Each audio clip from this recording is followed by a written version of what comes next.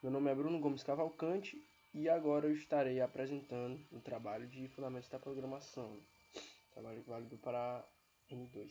Bom, então a lista 3, né, no caso que é o trabalho em questão, deixa eu abrir aqui. Bom, primeiramente ele me pede 4 itens, né, de melhoria do jogo de adivinhação. Então eu vou apresentar todo de uma vez. Eu fiz tudo no próprio jogo, né? Fiz todas as implementações no próprio jogo, vou apresentar tudo de uma vez. Então, bom, a primeira coisa que ele pede é que para deixar o usuário escolher o limite do número randômico, né? Então, bom, vamos abrir aqui, tá aqui o jogo, né? Certo? Então, para melhor utilização do número randômico, eu utilizei um include de time, do time.h, que nos permite adicionar essa sintaxe aqui, que é o srange, né? O srange time null, que significa que ele vai me dar um número randômico diferente toda vez que eu executar o programa, né? O range, ele dava um número randômico, mas baseado mas tipo sempre que eu executava o programa com as mesmas descrições, ele sempre me dava o mesmo número randômico, né? Então com o srange ele é baseado no tempo atual, né? Na data atual, né? No ano, mês, dia, hora, minuto, segundo. Então a cada segundo que se passa ele já muda. Então é uma implementação muito mais eficiente, né? Então eu declarei aqui o srange e cadê o número randômico? Bom, aqui eu peço, né, para o usuário, né, escolher dois números para serem os limites para o número secreto. Exemplo, 0 e 99. Né? Então, vamos rodar que a gente vai ver melhor, certo? Então, olha só, o número secreto estará dentro desse limite, né? 0 e 99. Então, vamos lá, escolher o primeiro número. Então, o que acontece aqui? Eu vou escolher o primeiro número, vai ler na variável N1, que é inteiro, já foi declarado aqui em cima. Não vou parar. Exatamente, aqui ó, N1, N2, certo? Certo. Então, ele vai escolher o primeiro número, armazena em N1. Escolhe o segundo, armazena em N2. Se N2 for maior que N1, a minha variável OP, também declarada aqui em cima, né? Minha variável OP vai receber N2 menos N1 mais 1. Já vou explicar um pouco mais, né? E o número secreto vai ser o ABS, né? Que é tipo, como se fosse um módulo de N1 mais range %OP. O que isso significa? Né? Que o número randômico mais o meu N1, né? O meu número de menor, o meu menor número, né? Declarado, vai ser somado ao número randômico e o resto é da divisão pelo OP, né? Pela variável OP, que é o N2 menos N1 mais 1.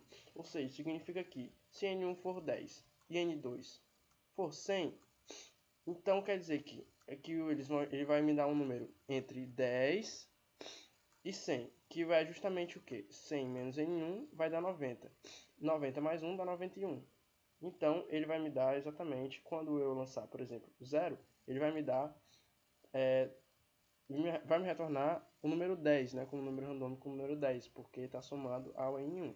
Né? Se ele me retornar o número 90, ele vai me retornar o número 100, porque o 90 vai ser 90 mais N1. Então, por isso que aqui tem que dar 90, né? No caso, 91, que é para margem, né? Porque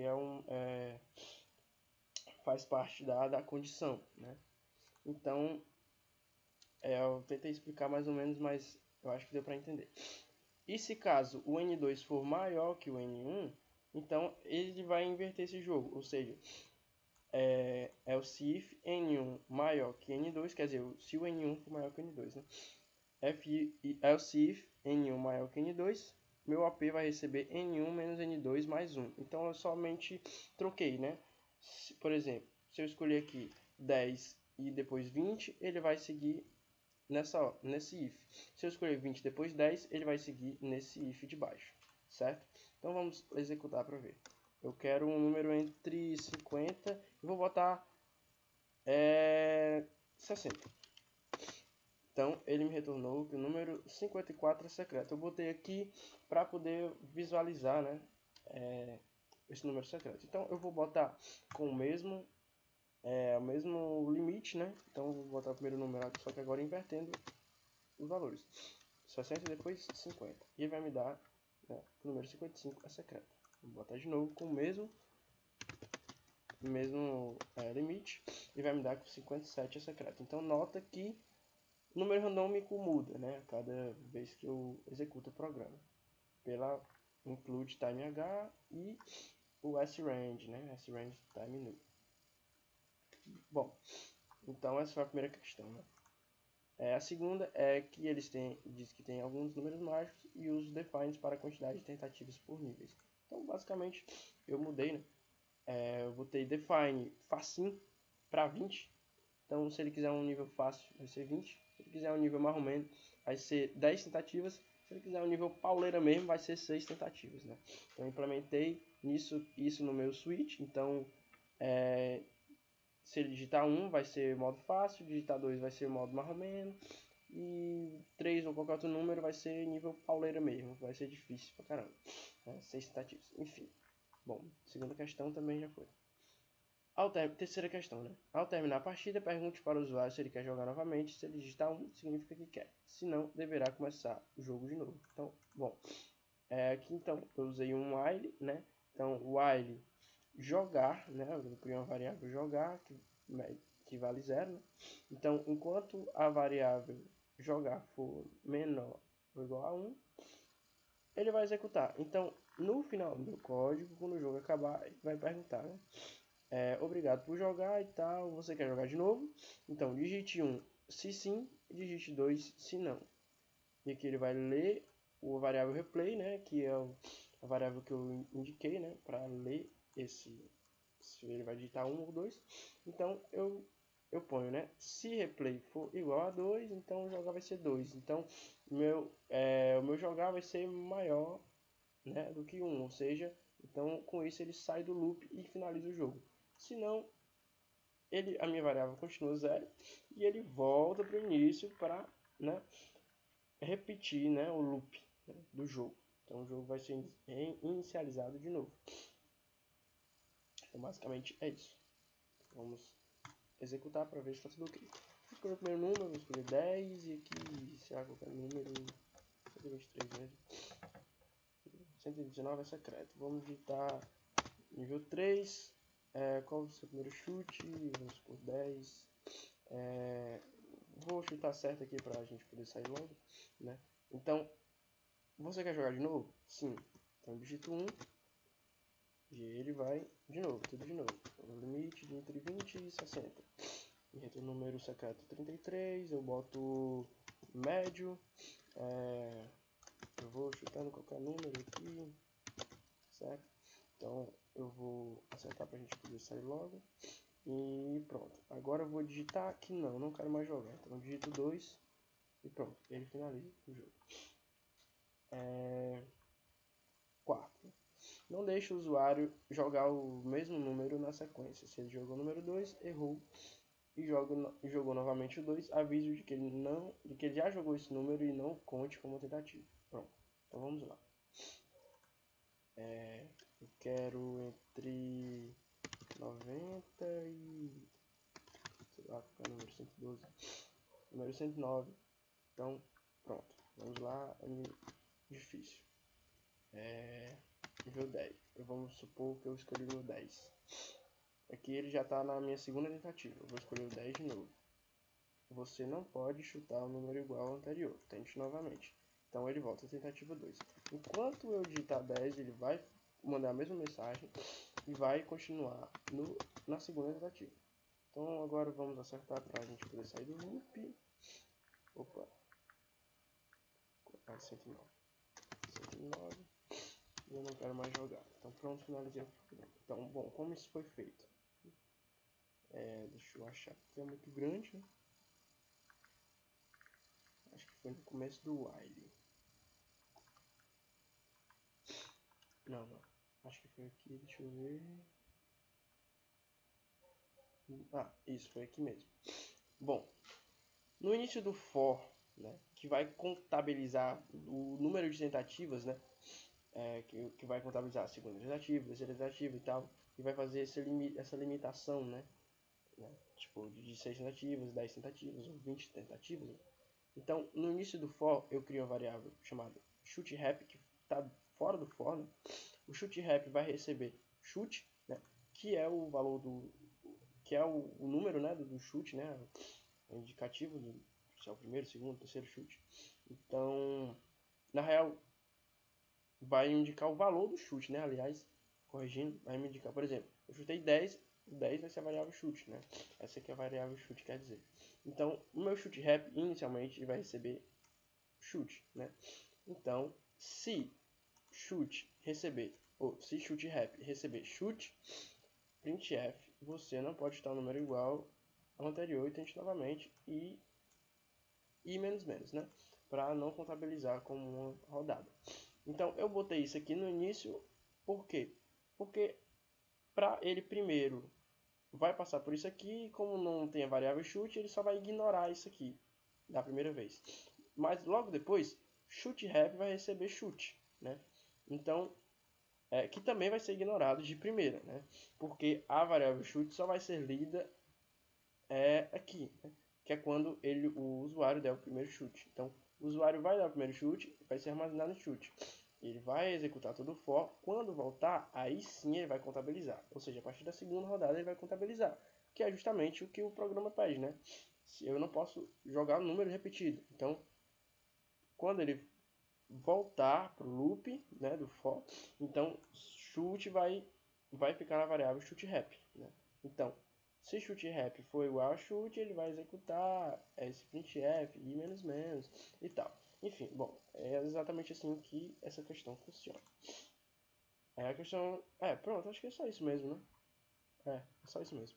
Então essas foram as 4 questões, né, do jogo de adivinhação, né, melhoria. Bom, agora vamos às 6 questões, né, que foram pedidas. Bom, a primeira questão, que eu desafio, né? Escreva um programa que imprima todos os números pares entre 2 e 50. Para saber se o número é par, basta você ver o resto da divisão do número por 2 é igual a 0. Bom, então vamos lá. Vamos inicializar, né? Então, aqui, ele pede exatamente que o meu programa escreva os números pares entre 2 e 50. Né? Basicamente isso. Então, o que eu fiz foi basicamente uma variável inteira i e um num igual a 0. Então, for i igual a 0, enquanto o número for menor que 50, i mais mais. Certo. Então, aqui vai ser sempre incrementado 1, né, mais 1 na variável num. E se o num dividido por 2 der igual a 0, ele vai printar o num. Então, aqui no loop vai ser contabilizado o num como 1, 2, 3, 4, 5. Só que ele só vai printar se for par, né? Com esse if. Então, por isso que aqui o resultado deu 2, 4, 6, 8, 10, enfim. Bom, vamos para a segunda questão. Deixa eu pegar aqui.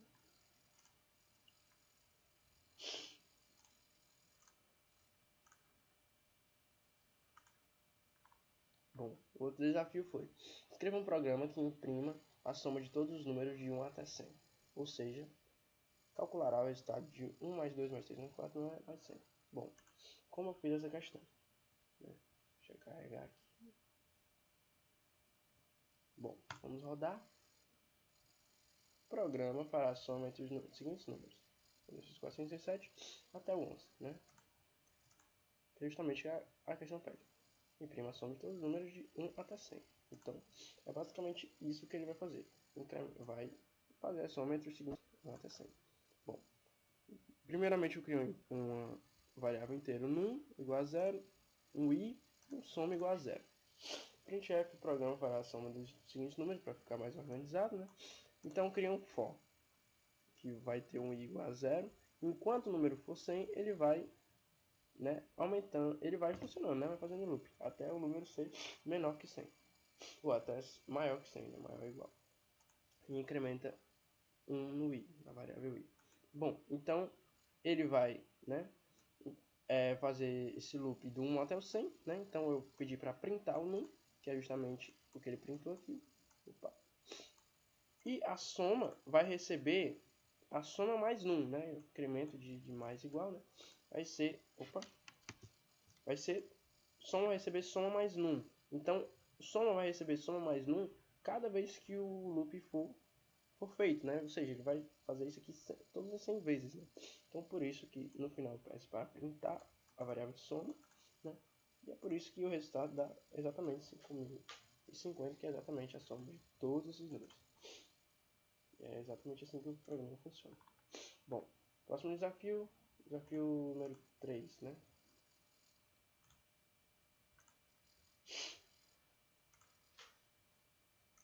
Bom, escreva um programa que peça um inteiro ao usuário e com esse inteiro ele imprima linha a linha a tabuada daquele número até o 10. Então vamos lá, né? Ver como eu fiz esse programa. Certo, vamos compilar. Quero a tabuada do número 10. Então, 10 vezes 1 é igual a 10, 2 é igual a 20, por 3 é 30, 40, 50, até 100, né? 10 vezes 10. Bom, então como eu fiz esse programa?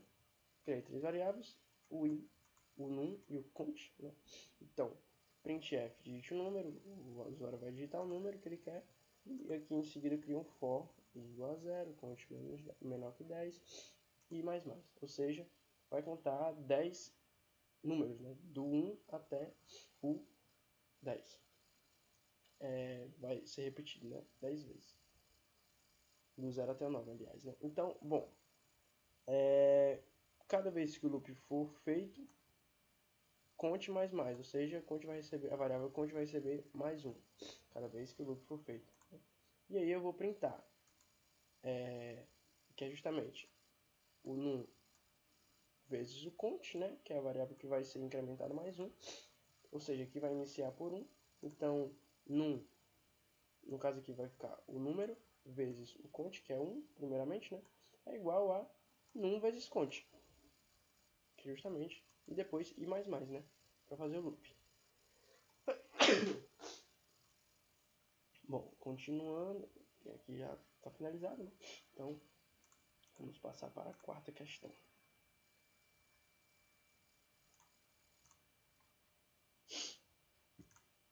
A quarta questão, implemente uma calculadora. O programa deve pedir 3 números ao usuário, A, B e operação.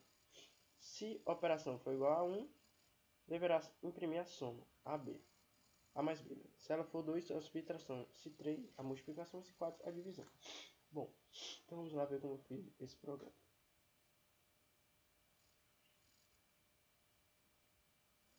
Bom, então vamos rodar primeiramente, né? Então, eu primeiro, né, achei melhor botar primeiro a operação, né? Então, vamos supor que eu quero a operação multiplicação.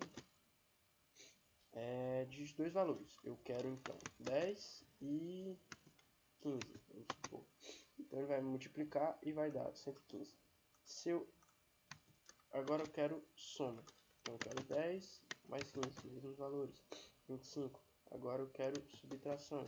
Vamos supor que eu quero 70 e 56.